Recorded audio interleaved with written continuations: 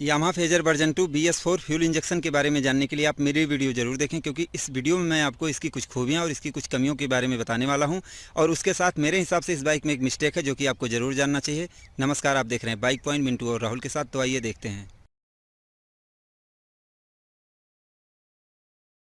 अगर आपने मेरा चैनल अभी तक सब्सक्राइब नहीं किया है तो कृपया सब्सक्राइब कर लें, जिससे बाइक से संबंधित लगभग बहुत सारी जानकारियाँ आपको मिलती रहें। तो ये है आपकी यामाहा फेजर वर्जन 2। आप इसका मॉडल देख लें।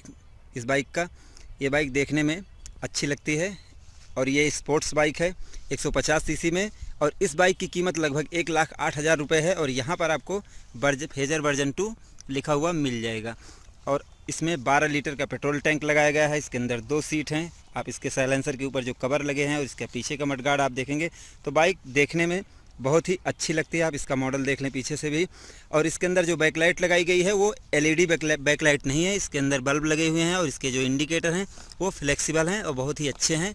और यहाँ पर आपको इसमें सीट खोलने के लिए लॉक मिल जाता है और एक ही सीट खुलेगी और दूसरी सीट इसकी जो खुलेगी वो आपको नट बोल्ट से खोलनी होगी। तो आपने इसका मॉडल देख लिया। इस बाइक का मॉडल देखने में अच्छा लगता है। और अब मैं आपको इसकी हेडलाइट दिखाता हूँ। यहाँ पर इसमें पायलट हेडलैम्प लगा हुआ है और ये आपकी लो बीम है और ये आपकी हाई बीम है। जब आप हाई बीम जलाएंगे तब दोनों एक साथ जलेंगी और नहीं तो आपकी एक ही जलेंगी और ये पायलट हेडलैम्प जलेगा। मैं आपको इसको स्टार्ट करके दिखा देता हूँ। ये यहाँ से, और ये जब आप इसको हाई बीम करेंगे तब ये दोनों जलेंगी और नहीं तो ये एक ही जलेंगी। तो इससे जो है ये बाइक देखने में अच्छी लगती है और रात में जब आप इसकी दोनों हेडलाइट जलाएंगे तो वो देखने में अच्छी लगती है। तो अब आप इसको देख लें और अब मैं आपको इसका साउंड सुना देता हूँ बाइक का।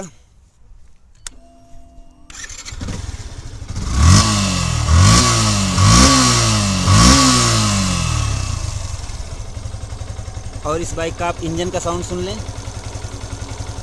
ये इंजन का साउंड सुनाने से मेरा मकसद इतना ही था कि जो इनके पुराने वाले इंजन थे उसमें जब आप स्लो कर देते बाइक को तो थोड़ा सा खटखटाहट की आवाज़ थी, लेकिन इस बाइक में जब से वर्जन 2 हुई है इसमें काफ़ी सुधार किया गया है जिससे इसमें खटखटाहट की आवाज़ नहीं है। अब आप इसमें देखें कि फ्यूल इंजेक्शन कहाँ पे लगा हुआ है। इसमें फ्यूल इंजेक्शन सिस्टम यहाँ पर लगा हुआ है और इसके अंदर पेट्रोल बंद करने की सुविधा आपको नहीं मिलती है। जो भी बाइकें फ्यूल इंजेक्शन रहेंगी उसके अंदर आपको पेट्रोल बंद करने की और खोलने की कोई सुविधा नहीं मिलती है। 149 सीसी का ब्लू कोर इंजन है और इसकी BHP है 12.9 PS 8000 RPM पर। इसकी टॉर्क है 12.8 न्यूटन मीटर 6000 RPM पर। इसका बोर है 57.3 mm। इसका स्ट्रोक है 57.9 mm। तो आपने देख लिया इसके अंदर पहले से इसका BHP और इसकी टॉर्क कम की गई है, लेकिन RPM इसकी हल्की सी बढ़ाई गई है। और इसके अंदर फ्यूल इंजेक्शन सिस्टम लगा के दिया गया है। और पहले इस बाइक में जब ये कार्बोरेटर में थी तो इस बाइक का माइलेज 35 से 40 बताते थे, लेकिन अब 45 से 50 आपको इसकी माइलेज मिल जाएगी। आपने इसको देख लिया। और अब आप इसमें देखें, यहाँ पर आपको साइड स्टैंड का कोई सेंसर नहीं मिलता है। और इसके अंदर जो सस्पेंसन है अगला, ये टेलीस्कोपिक सस्पेंसन है, आप इसको देख सकते हैं। और इसके अंदर 267 mm का डिस्क ब्रेक लगाया गया है और इसका जो मीटर चलने का सिस्टम है यहीं से ये चलेगा।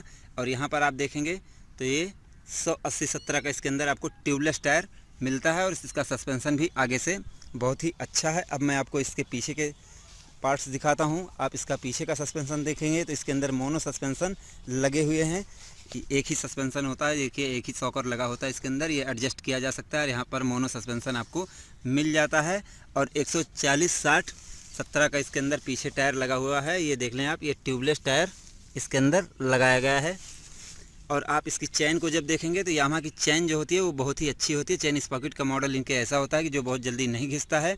आप इसमें देख सकते हैं, इसमें DID की चैन इन्होंने लगा के दी है। DID की चैन अच्छी होती है जिसमें बहुत ज़्यादा कोई दिक्कत नहीं आती है। अब आप इसके मीटर के बारे में जान लें। और सबसे पहले तो आप ये जान लें, यहाँ पर ब्लू कोर लिखा हुआ है। तो जैसे आपने अपाची में सुना होगा कि RTR रेसिंग थ्रोटल रिस्पांस, वैसे ये ब्लू कोर इंजन है। अगर आप ये सोच रहे होंगे इसके अंदर ऐसा कोई पार्ट लगाया गया होगा जिससे बाइक में कुछ अलग रहेगा, लेकिन ऐसा नहीं है। इसके इंजन इस तरीके से डेवलप किया गया है जिससे आपको अच्छी परफॉर्मेंस, अच्छी माइलेज आपको मिल सके। तो यही होता है ब्लू कोर टेक्नोलॉजी। और अब आप इसके मीटर के बारे में देखेंगे, ये यहाँ पर आपको न्यूट्रल की लाइट मिल जाती है और ये यहाँ पर आपको सेंसर की लाइट मिल जाती है। अगर आपकी कोई प्रॉब्लम होगी तो ये डायरेक्ट जलता रहेगा या ब्लिंक करता रहेगा। और यहाँ पर आपको इंडिकेटर का मिल जाता है और यहाँ से आपको हाई बीम की मिल जाती है। और यहाँ से आप मोड सेलेक्ट कर सकते हैं, चाहे आप ट्रिप मीटर, ट्रिप सेलेक्ट करें या ऑडियो रहने दें। ये देखिए ट्रिप, ये 535 किलोमीटर टोटल चली हुई है। आप इसका ऑडियो भी चेक कर सकते हैं। यहाँ से आपको RPM मीटर मिलता है, यहाँ से आपको फ्यूल मीटर मिलता है। और ये बटन, ये जो लाइट आपको दिख रही है, ये इको की लाइट है। जब आप इन्वायरमेंट फ्रेंडली बाइक को चलाएँगे, जब पर्यावरण के अनुकूल चलाएँगे बाइक, तभी ये लाइट काम करेगी, लाइट ये जलती रहेगी। इससे आपको अच्छी माइलेज भी मिल सकती है। और यहाँ पर आप देखेंगे तो इंजन की किल की स्विच मिल रही है। तो आपने देख लिया इस बाइक में खूबियाँ। अब खूबियों के बारे में टोटल में मैं आपको बता दूं तो ये बाइक स्पोर्ट्स बाइक है और आप इसको देखेंगे तो इसका लुक आपको अच्छा मिल जाएगा और इसके अंदर पिकअप भी आपको अच्छा मिल जाएगा। बाइक चलने में पहले से बहुत स्मूथ हो गई, क्योंकि जो इनकी पुरानी बाइकें थी, मैं उनको भी चलाता था तो उनको मैंने देखा था, तो उसमें मुझे ये प्रॉब्लम लगती थी कि बाइक बहुत भारी सी चलती थी। मैंने बहुत सारी बाइकें देखी लेकिन वो भारी चलती थी, लेकिन जब से फ्यूल इंजेक्शन सिस्टम आया है तब से मुझे ये बाइक की चलाने में इसका कंफर्ट, इसकी हैंडलिंग, इसकी ब्रेकिंग, हाँ आगे की ब्रेक इसकी अच्छी है लेकिन पीछे की ब्रेक में मुझे थोड़ा सा प्रॉब्लम लगी। अब ये हो सकता है कि वो सर्विस जब होने जाए बाइक तो इसके ब्रेक शू में कोई प्रॉब्लम हो, जैसे पानी चले जाता है या कुछ प्रॉब्लम हो जाती है, तो ये हो सकता है। लेकिन बहुत ज़्यादा दिक्कत नहीं आई है इसके पीछे की ब्रेक में। ऐसा मैं ये नहीं कह रहा हूँ कि इसके अंदर कोई प्रॉब्लम है, लेकिन जो पीछे की ब्रेक जो थी वो हल्की सी कम लगी है, बस इतनी सी, लेकिन वो समस्या दूर हो सकती है। तो आप कह सकते हैं कि इस बाइक में आपको मॉडल, पिकअप, हर चीज़ मिल रही है। बस थोड़ा सा आपको BHP और टॉर्क ये थोड़ा सा कम मिल रही है, लेकिन यामाहा की बाइक है, चलने में आपको कहीं कोई दिक्कत नहीं आने वाली है। अब मैं आपको बताता हूँ जो मैंने मिस्टेक वाली बात की थी वो आप देख लें कि इसके अंदर मिस्टेक मेरे हिसाब से मिस्टेक है। आपके हिसाब से क्या है ये मैं नहीं जानता हूँ। आप ये देख लें यहाँ पर, जब ये बाइक 1 अप्रैल के बाद ही ली गई है और 1 अप्रैल के बाद गवर्नमेंट का नियम है, सरकार का ये नियम है कि हर बाइक में AHO सिस्टम होना चाहिए, लेकिन इस कंपनी ने इस नियम का पालन इस कंपनी ने नहीं किया है। आप देख सकते हैं यहाँ से आपको हेडलाइट की स्विच दी गई है, यहाँ से आप ऑन ऑफ कर सकते हैं, इसको हाई बीम और लो बीम यहाँ से कर सकते हैं। तो मेरे कहने का इतना ही मतलब है कि जिनकी पहले से आदत पड़ी हुई है लाइट बंद करने की, वो लाइट बंद करके चलेंगे। और ये चीज़ें जो AHO सिस्टम है, ऑटोमेटिक हेडलैम्प ऑन वाला सिस्टम है, इससे जो चलाने वाले होते हैं उनको काफ़ी फ़ायदा होता है। तो अगर आपकी आदत नहीं होगी तो आप इसको जलाएंगे, बंद करके रखेंगे, तो मेरे हिसाब से कंपनी का ये मिस्टेक है। कंपनी को यहाँ से ये वाली स्विच को हटा देना चाहिए था, जिससे कहीं कोई प्रॉब्लम ना आए। और आप देखेंगे तो यहाँ पर इसमें किक नहीं है। अब यामाहा की लगभग 150 सीसी की बाइकों में किक नहीं होती है, तो मेरे हिसाब से ये कमी मानी जा सकती है, क्योंकि अब आप देखे होंगे कि लगभग 150 सीसी की बाइक लोग डेली यूज के लिए लेने लगे हैं। जैसे उनको आप कोई भी काम पड़ता है तो 150 सीसी की बाइक इसलिए लेने लगे हैं कि उसके अंदर अगर फ्यूल इंजेक्शन सिस्टम लगा हो और थोड़ी सी माइलेज भी मिल जाती है लोगों को, तो इसलिए आप डेली यूज के लिए जब बाइक लेने लगे हैं। तो अगर उसमें किक नहीं होती है तो ये तो नई पे चाहे जो आप ले लें, लेकिन जब बाइकें कुछ चल जाती हैं तो ये कोई गारंटी नहीं दे सकता है कि इसके अंदर कोई प्रॉब्लम नहीं आएगी, या इसके अंदर जैसे वायरिंग की प्रॉब्लम या ऐसी कोई प्रॉब्लम नहीं आएगी। तो मेरे हिसाब से जब कोई प्रॉब्लम आती है, जैसे कोई फ्यूज उड़ गया, तो हर ग्राहक या इतना बड़ा मैकेनिक नहीं होता है, वो अपने आप ही सही कर ले। तो बाइक में किक देना चाहिए, जिससे लोगों को सुविधा रहे और उनको कोई परेशानी ना आए। मेरे हिसाब से किक 150 सीसी तक कंपनी को दे देनी चाहिए। तो ये मुझे दूसरी इसके अंदर कमी लगी। और तीसरी कमी की बात की जाए तो इस बाइक में फ्यूल इंजेक्शन सिस्टम भी दे दिया गया है और उसके बाद BHP और टॉर्क भी कम कर दी गई है, लेकिन फिर भी उसके अलावा कंपनी आपको 50 की माइलेज ही बताती है। और फ्यूल इंजेक्शन की बाइक है तो इसके अंदर पेट्रोल बंद करने का सिस्टम नहीं दिया जा रहा है आपको, और ना ही खोलने का कोई सिस्टम है। तो इससे बहुत ही कन्फ्यूजन रहती है, लोग एवरेज अपनी नहीं नाप पाते हैं कि उनकी बाइक की एक्चुअल माइलेज कितनी है, कि कंफर्म नहीं कर पाते हैं कि उनकी बाइक की माइलेज कम है। लेकिन मेरे हिसाब से इस बाइक में मुझे जैसे कि माइलेज का थोड़ा सा ये लगा कि 50 की माइलेज 150 सीसी में, वो भी फ्यूल इंजेक्शन सिस्टम लगा के, तो कम लगती है मेरे हिसाब से।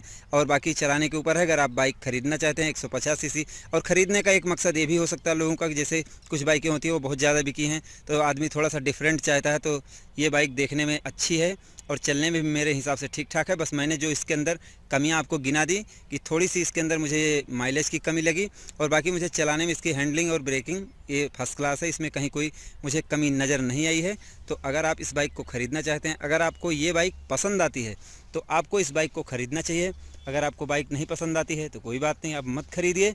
लेकिन मेरे हिसाब से बाइक देखने में ठीक ठाक है, और जो इसके अंदर माइलेज की प्रॉब्लम थी वो मैंने आपको शेयर कर दी। और मैं जो आपको बताता हूँ, जैसे कि बाइकों में मैंने कुछ कमियां बता दी, तो मेरे हिसाब से इसका ये मतलब नहीं होता कि आप ये कंपनी ही ख़राब है या इसको ना खरीदें, मेरा ऐसा मकसद नहीं होता। लेकिन आपको जानने का पूरा अधिकार है कि इसके अंदर क्या क्या प्रॉब्लम्स आती हैं। और अब मैं आपको एक चीज़ और दिखा देता हूँ कि इसके अंदर BS4 कहाँ पर लगा हुआ है।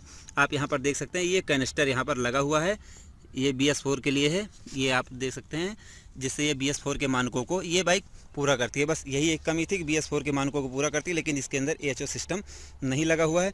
तो अगर आपको मेरी ये वीडियो पसंद आई तो कृपया मेरी इस वीडियो को लाइक करें और मेरे इस चैनल पर अपना सपोर्ट बनाए रखें, जिससे मैं आगे भी आपके लिए और भी अच्छी वीडियोज़ लाता रहूँ। मेरी इस वीडियो को देखने के लिए आपका बहुत धन्यवाद।